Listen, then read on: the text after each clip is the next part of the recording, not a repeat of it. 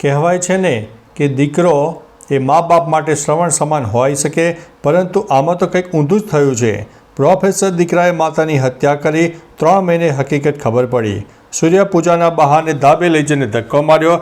સીસીટીવીમાં timing બન્યો મોટો પુરાવો. આજીવન કેદની સજા થઈ.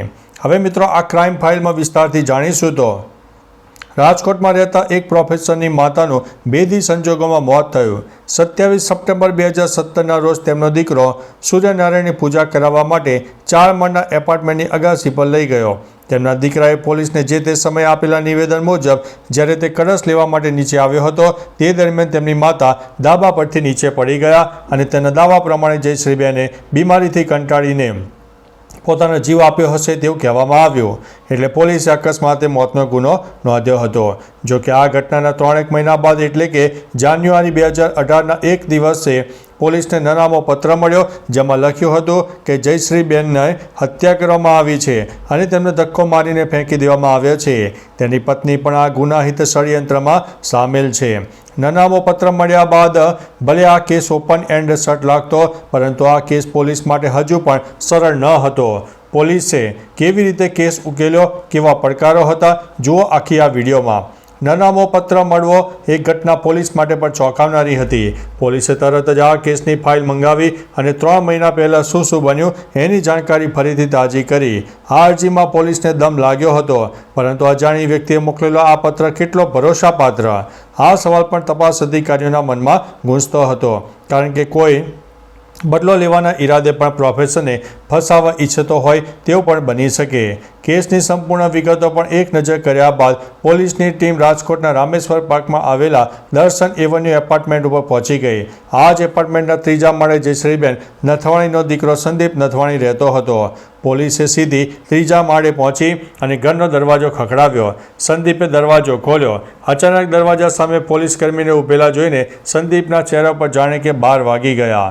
પોલીસને કસ્ટડીમાં લીધો અને પૂછપરછ શરૂ કરી. જોકે સંદીપ તો એક જ કેસેટ વગાડતો હતો કે મેં મારી માને નથી મારી, હું શું કામ મારી સગી માની હત્યા કરું.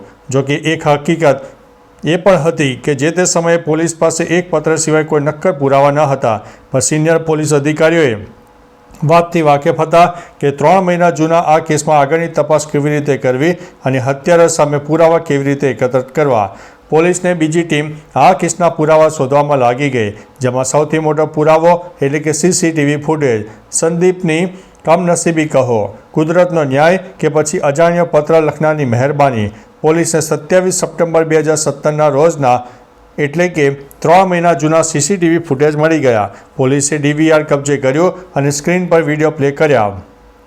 3 મહિનાના જૂના આ ફૂટેજમાં પ્રોફેસર સંદીપ નથવાણી સવારના 8:27 ઘરની બહાર નીકળતો દેખાયો. સંદીપે જયશ્રીબેનને પાછળથી પકડી રાખ્યા. ધીમા ડગલે જયશ્રીબેન દીકરાના સહારે બહાર પણ આવ્યા. લગભગ 4 મિનિટ સુધી સંદીપ નથવાણી પોતાની માતાની અગાસી પર લઈ જવા માટે સતત પ્રયત્ન કરતો સીસીટીવીમાં દેખાયો હતો. જયશ્રીબેન આ ફૂટેજમાં ખૂબ જ બીમાર લાગતા હતા અને તેમનાથી ઊભી રહી શકાય એવી પણ પરિસ્થિતિ ન હતી.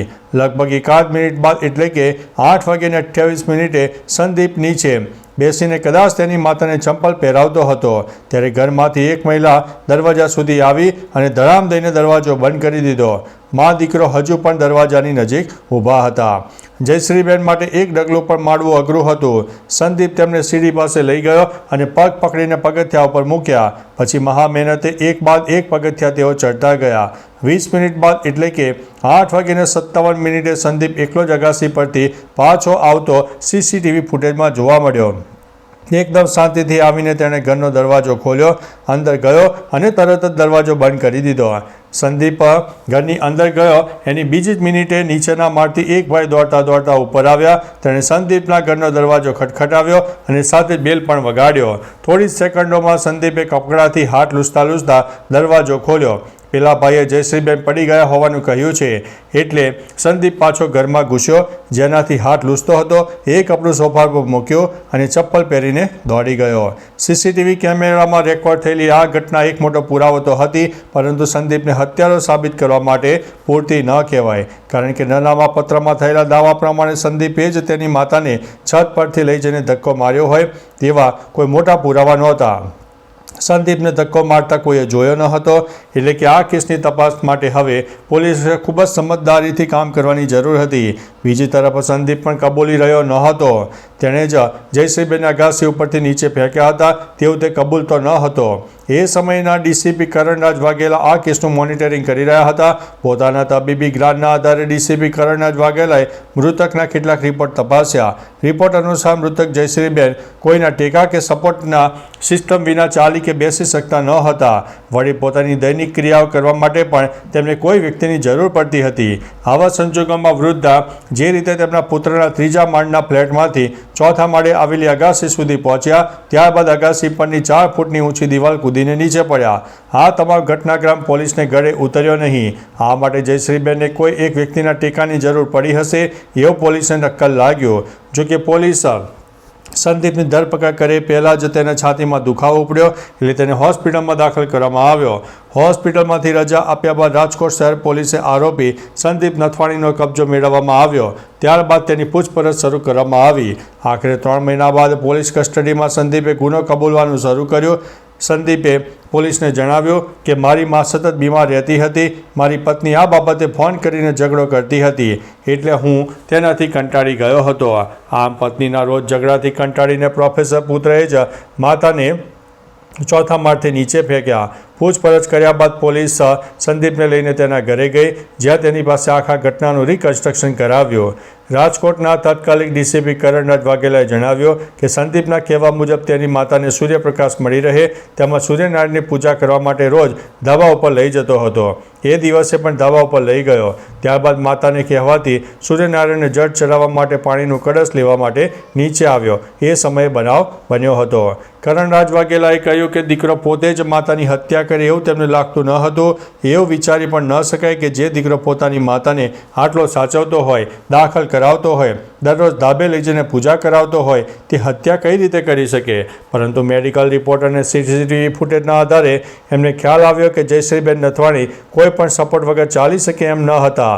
એ સંજોગોમાં તેઓ ધાબા પર 10 ફૂટ ચાલીને 4 ફૂટ ઊંચી પાળી સુધી પહોંચી જાય અને નીચે પડે એ વાત શંકા ઉપજાવે તેવી હતી. સંદીપે અગાઉ નિવેદન આપ્યું હતું કે જ્યારે તેની માતાનું મૃત્યુ થયું ત્યારે કળશ લેવા માટે નીચે આવ્યો, પરંતુ ફ્લેટના પાર્કિંગ એરિયામાં જ તેમજ જે તે ફ્લોર ઉપરથી લાગેલા સીસીટીવી ફૂટેજમાં અમે ટાઈમ ફ્રેમ સાથે ઘટનાક્રમ જોયો, જેમાં જયશ્રીબેન 8:56 અને 39 સેકન્ડે નીચે પડ્યા. એ બનાવના સમયે સંદીપની હાજરી ધાબા પર જ હતી.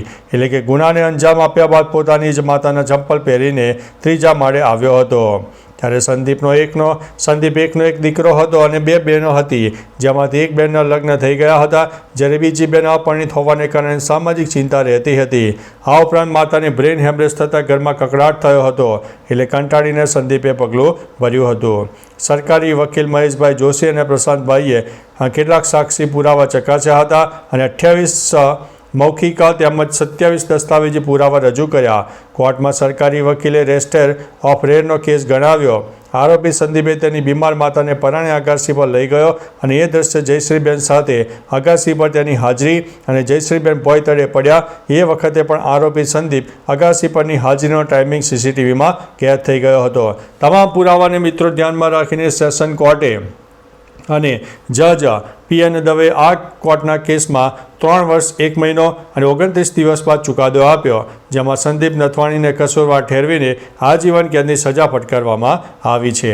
તો ચાલો મિત્રો, ફરીથી દેશ અને દુનિયાના સુપરફાસ્ટ સમાચાર લઈને મળતા રહીશું. ત્યાં સુધી અમને રજા આપશો. નમસ્તે.